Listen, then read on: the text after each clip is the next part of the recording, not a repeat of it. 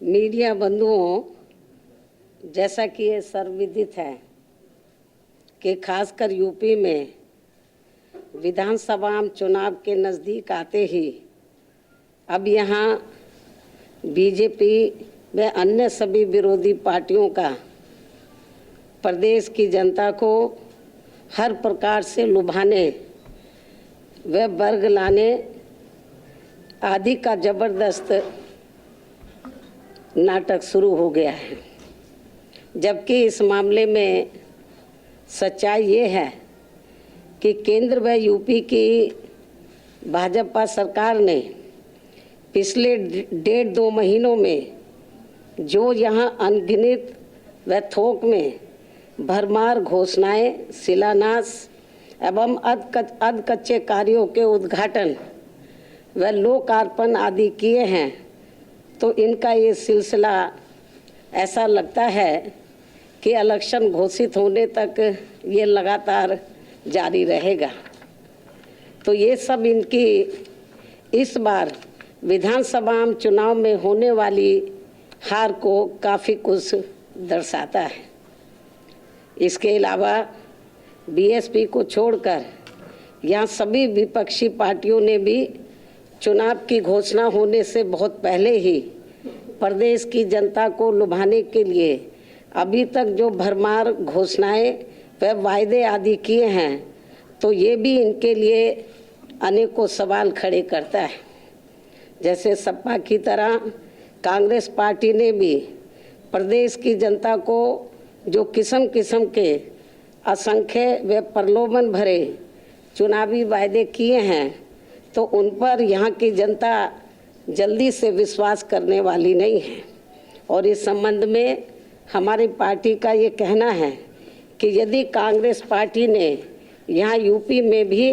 अपने लंबे रहे शासनकाल में अपने 50% भी चुनावी वायदे पूरे कर दिए होते, तो फिर आज ये पार्टी केंद्र व उत्तर प्रदेश सहित देश के अधिकांश राज्यों से भी सत्ता से बाहर नहीं होती। इतना ही नहीं, बल्कि इनकी कथनी व करनी में जमीन आसमान का अंतर होने की वजह से अब जनता इनके वायदों व घोषणाओं आदि को कतई भी गंभीरता से नहीं ले रही है। यही स्थिति इस मामले में हमें दूसरी पार्टियों की भी देखने के लिए मिल रही है। हालांकि इस मामले में बीएसपी बातें बहुत कम व कार्य करके दिखाने में ही ज़्यादा विश्वास रखती हैं। और ये सब आपको यूपी में 4 बार बीएसपी के नेतृत्व में रही सरकार में काफ़ी कुछ देखने के लिए मिला है। और अब मैं खासकर केंद्र व यूपी में आसीन सत्ताधारी पार्टी बीजेपी के बारे में ये भी कहना चाहूँगी कि यदि इस पार्टी को जनहित व आम जनता के दुख दर्द आदि की थोड़ी भी परवाह व चिंता होती, तो पिछले दिनों जिस प्रकार से पूरे देश में हर दिन रिकॉर्ड तोड़ पेट्रोल एवं डीजल आदि की कीमतें बढ़ी हैं और जिस कारण फिर पूरे देश में महंगाई भी काफ़ी ज़्यादा बढ़ी है, तो ये सब जनता आसानी से भुलाने वाली नहीं है। और अब कई राज्यों में जल्द ही होने वाले विधानसभा चुनाव में अपनी हार के डर से इनकी कीमतों में जो इन्होंने थोड़ी सी कमी की है, तो इसकी भी भरपाई ये पार्टी चुनाव के बाद ब्याज सहित जनता से ज़रूर वसूल कर लेगी। इसे भी जनता को ज़रूर ध्यान में रखकर चलना चाहिए। इसी प्रकार यूपी में अब विधानसभा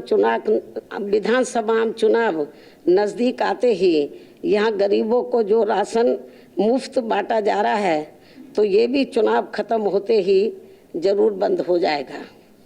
ऐसे अनेकों और भी अब किस्म किस्म के प्रलोभन दिए जा रहे हैं, जो चुनाव के बाद फिर कहीं भी नज़र नहीं आएंगे। इसके साथ ही यूपी की जनता को ये भी ध्यान में रखकर चलना चाहिए कि भाजपा खासकर यूपी में अपनी जन विरोधी नीतियों व द्वेषपूर्ण कार्यकलापों एवं सरकार की घोर विफलताओं पर पर्दा डालने तथा इन पर से लोगों का ध्यान बांटने के लिए भी यहाँ विशेषकर सपा आदि से अंदरूनी मिली भगत व सांठ-गांठ करके जिन्ना व अयोध्या पुलिस फायरिंग जैसे अनेकों और नए नए गढ़े हुए सांप्रदायिक व धार्मिक मुद्दों को उठाने का भी पूरा प्रयास कर रही है, ताकि ये जो चुनाव है हिंदू मुस्लिम हो जाए। ये इन दोनों पार्टियों का अंदर ये प्रयास चल रहा है, जो स्वाभाविक तौर पर ये सपा व भाजपा आदि को आपसी लाभ पहुंचाने की नीयत से इनकी स्वार्थ की राजनीति को पुनः उजागर करता है। हालांकि जनता अब इनसे काफ़ी सजग भी है। साथ ही बीएसपी को ये पूरी उम्मीद भी है कि अब प्रदेश की जनता इनके इस प्रकार के किसी भी षड्यंत्र का शिकार होने वाली नहीं है। वैसे ये बात भी सर्वविदित है कि सपा व भाजपा की राजनीति हमेशा एक दूसरे के पोषक व पूरक रही है और इन दोनों पार्टियों की सोच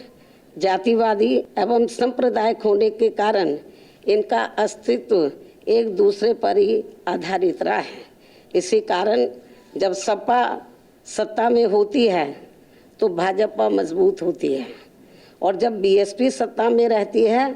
तो भाजपा कमज़ोर होती है। ये भी सोचने की बात है। इतना ही नहीं बल्कि प्रदेश में कुछ ही समय के बाद होने वाले विधानसभा आम चुनाव से पहले यहाँ भाजपा द्वारा विधानसभा की 403 सीटों में से 300 व सपा द्वारा 400 सीटें जीतने की जो बात कही जा रही है, तो ऐसे में इनका ये दावा इतना अधिक बचकाना व हवाई है कि इनकी इच्छा पूर्ति के लिए फिर तो यहाँ विधानसभा की सीटों की संख्या बढ़ाकर चुनाव आयोग को लगभग 1000 ही कर देनी चाहिए। खैर, चुनावी दावों व वादों पर यहाँ अपने देश में ना तो कोई टैक्स लगता है और ना ही उसके लिए किसी खास निष्ठा व ईमानदारी की ज़रूरत ही होती है। इसलिए आने वाले वक्त में पूरी तरह से स्वतंत्र व निष्पक्ष चुनाव ही ये बताएगा कि किसमें कितना है दम। इसके साथ ही यहाँ मैं ये भी याद दिलाना चाहती हूँ कि कोरोना काल में कोरोना पीड़ितों व बाढ़ के समय में बाढ़ पीड़ितों आदि की भी मदद करने के मामले में बीएसपी ने हमेशा सबसे पहले इसकी पहल की है और यहाँ हमारे लोगों ने अपने अपने आर्थिक सामर्थ्य के हिसाब से बिना ढिंढोरा पीटे हुए यहाँ अति गरीबों व ज़रूरतमंदों आदि की लगातार मदद की है। वैसे भी हमारी पार्टी की अपनी सीमाएं हैं, क्योंकि बीएसपी अभी ना तो सरकार में है और ना ही दूसरी पार्टियों की तरह पूंजीपतियों व धन्ना सेठों आदि के धन बल पर चलने वाली पार्टी है, जिनसे भी ये सरकारें इनका राष्ट्र धर्म नहीं निभा पाई हैं तथा वे आपदा में भी अवसर प्राप्त करके अपनी तिजोरी को ही अधिक भरते रहे हैं।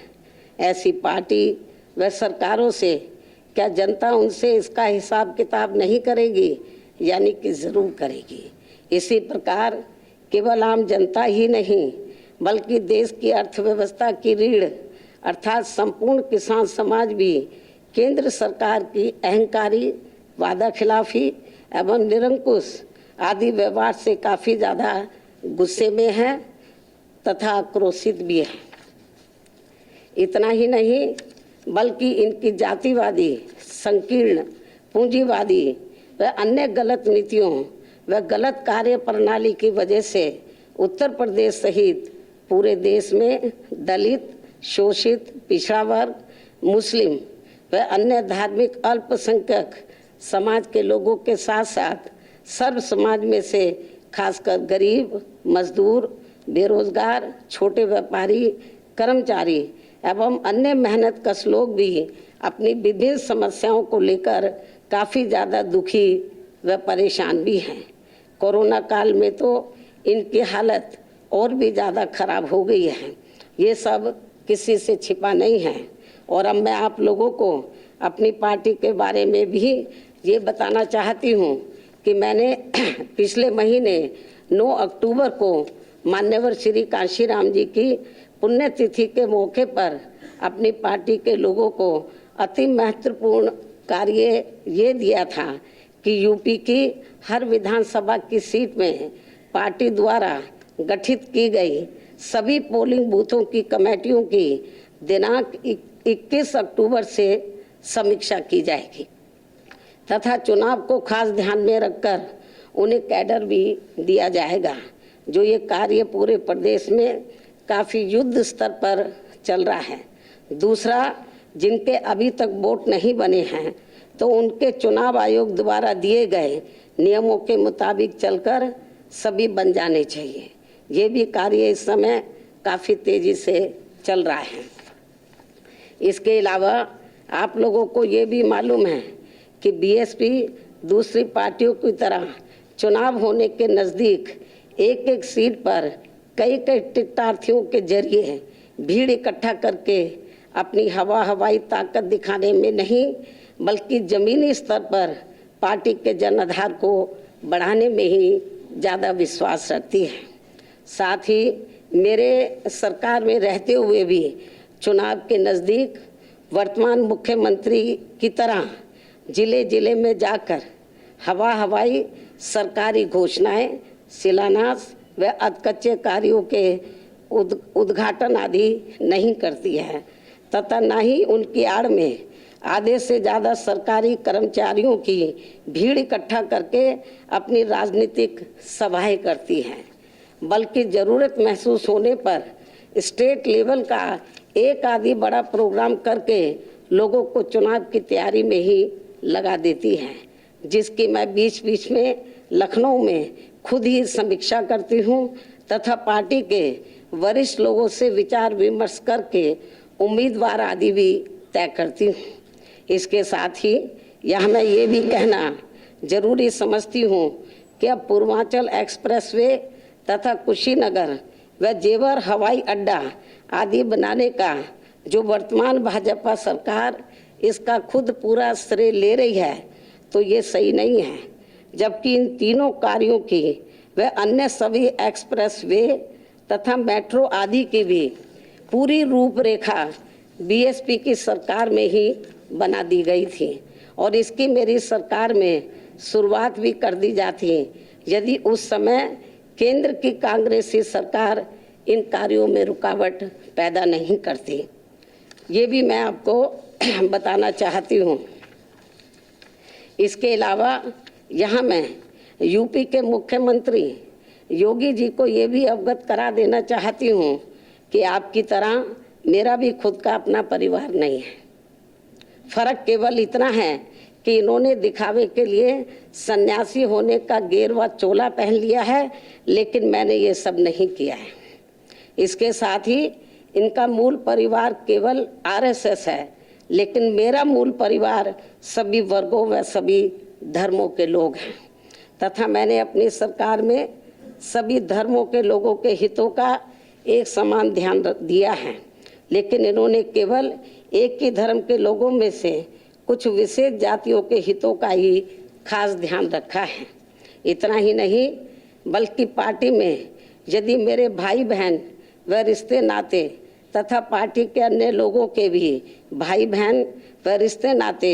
आदि निस्वार्थ भावना से कार्य करते हैं तो ये कोई परिवारवाद नहीं होता है। ये सब भी इनको ध्यान में रखकर तब बीएसपी के ऊपर कोई उंगली उठानी चाहिए।